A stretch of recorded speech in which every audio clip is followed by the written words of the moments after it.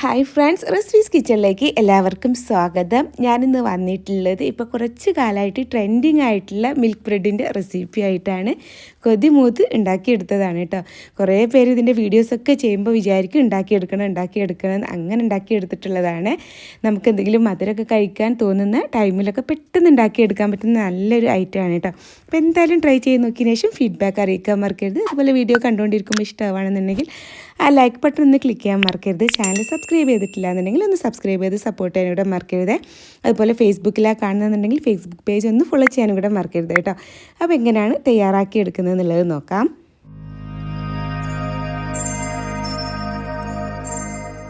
തയ്യാറാക്കി എടുക്കാൻ വേണ്ടി നമുക്കിതിലേക്ക് 3 പീസ് ബ്രെഡാണ് കേട്ടോ വേണ്ടത്.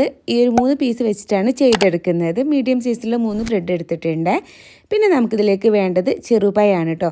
അപ്പോൾ ഞാനിവിടെ എടുത്തിട്ടുള്ളത് മൈസൂർ പഴമാണ്.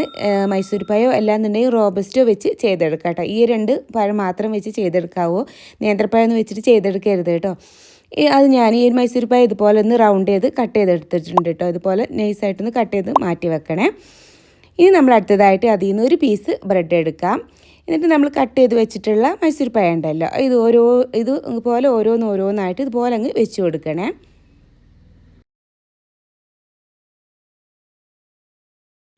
ഇനി അത് നമുക്കൊന്ന് ഉടച്ചെടുക്കാം കേട്ടോ. അപ്പോൾ അതിനായിട്ട് ഞാൻ ഫോർക്ക് യൂസ് ചെയ്തിട്ട് ഇതുപോലെ ഒന്നങ്ങ് ഉടച്ചെടുക്കുന്നുണ്ട്. നല്ല പോലെ ഒന്ന് ഉടച്ചെടുക്കാം കേട്ടോ. ഇതുപോലെ നന്നായിട്ടൊന്ന് പ്രസ് ചെയ്ത് കൊടുത്താൽ തന്നെ പെട്ടെന്ന് ഉടഞ്ഞു വരും കേട്ടോ. മൈസൂർ പഴം ആയതുകൊണ്ട് തന്നെ സോഫ്റ്റ് ആയിട്ടുള്ള പഴമല്ലേ. ഇതുപോലെ ഉടച്ചെടുത്തിട്ടുണ്ട്. ഇനി നമുക്ക് വേറൊരു ബ്രെഡിലും ഇതുപോലെ തന്നെ ചെയ്തെടുക്കാം കേട്ടോ. അതുപോലെ തന്നെ ഞാൻ ആ ഒരു മൈസൂർ പഴം വെച്ച് കൊടുത്ത് ഉടച്ചെടുത്തിട്ടുണ്ട്. അത് അതിൻ്റെ മുകളിൽ അങ്ങ് വെച്ച് കൊടുക്കാം. ഇനി വേറൊരു പീസ് 3 പീസല്ല, അപ്പം മുകളിൽ ആ ഒരു ഒന്നുമില്ലാണ്ട് 1 പീസും കൂടി ഇതുപോലെ അങ്ങ് വെച്ച് കൊടുത്ത് ജസ്റ്റ് ഒന്നങ്ങ് പ്രസ് ചെയ്ത് കൊടുക്കാം കേട്ടോ. എന്നിട്ട് നമുക്കിതൊരു സൈഡിലോട്ടങ്ങ് മാറ്റി വെക്കാം.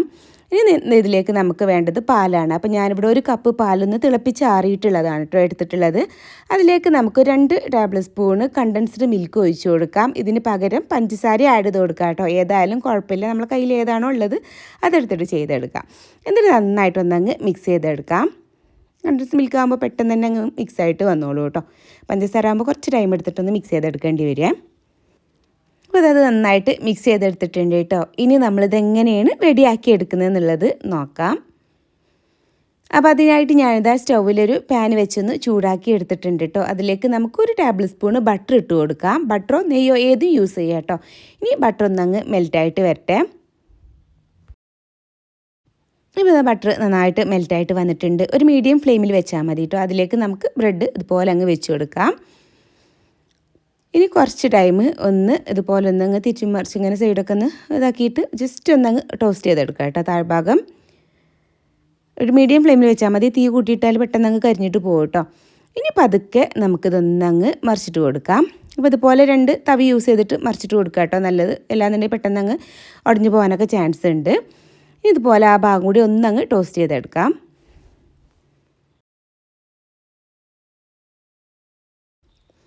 ഇപ്പോൾ അത് ഏകദേശം നന്നായിട്ട് ടോസ്റ്റായിട്ട് വന്നിട്ടുണ്ട് കേട്ടോ. നല്ല പോലെ ടോസ്റ്റായിട്ട് വന്നിട്ടുണ്ട്.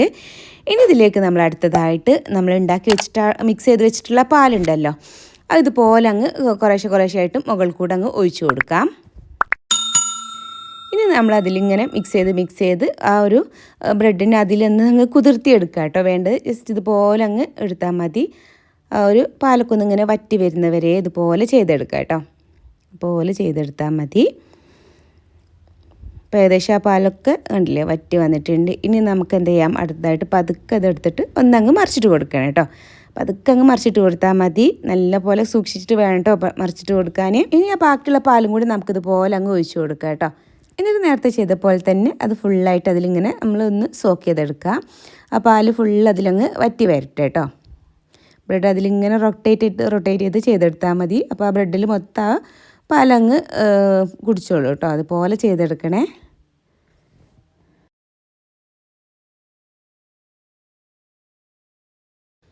അപ്പോൾ അത് നന്നായിട്ട് സോക്കായിട്ട് വന്നിട്ടുണ്ട് കേട്ടോ. എടുക്കുന്ന ടൈമിലൊക്കെ നല്ല പോലെ നോക്കിയിട്ട് വേണം കേട്ടോ എടുക്കാൻ. പതുക്കെ അതുപോലെ അങ്ങ് എടുക്കാം. എന്നിട്ടൊരു പ്ലേറ്റിലോട്ട് അങ്ങ് വെച്ചാൽ മതി കേട്ടോ. കണ്ടില്ലേ, നല്ല പെർഫെക്റ്റ് ആയിട്ട് തന്നെ കിട്ടിയിട്ടുണ്ട്. നല്ല അലിഞ്ഞു പോകുന്ന ടൈപ്പാണ് കേട്ടോ. അപ്പോൾ ഇനി ഇത് മുകളിൽ വേണമെന്നുണ്ടെങ്കിൽ നമുക്ക് അല്പം കണ്ടൻസ്ഡ് മിൽക്കോ അല്ലാന്നുണ്ടെങ്കിൽ തേനോ ജസ്റ്റ് ഒന്ന് ഇതുപോലെ ഒന്നങ്ങ് ഒഴിച്ചു കൊടുക്കാം കേട്ടോ. അപ്പോൾ അത് വായിലിട്ടാൽ അലിഞ്ഞിറങ്ങുന്ന മിൽക്ക് ബ്രെഡ് ഇവിടെ റെഡി ആയിട്ട് വന്നിട്ടുണ്ട്. നല്ല ടേസ്റ്റാണ് കേട്ടോ. മസ്റ്റായിട്ടൊന്ന് ട്രൈ ചെയ്ത് നോക്കേണ്ട ഐറ്റം കൂടെയാണ്. അപ്പോൾ എന്തായാലും എല്ലാം അതുപോലെ ഒന്ന് ട്രൈ ചെയ്ത് നോക്കിയതിന് ശേഷം ഫീഡ്ബാക്ക് അറിയിക്കാൻ മറക്കരുത്. അപ്പോൾ ഇൻഷാ അല്ലാഹ് ഇനി മറ്റൊരു വീഡിയോ ആയിട്ട് വരുന്നവരേക്കും ബായ്. Thank you. അസ്സലാമു അലൈക്കും.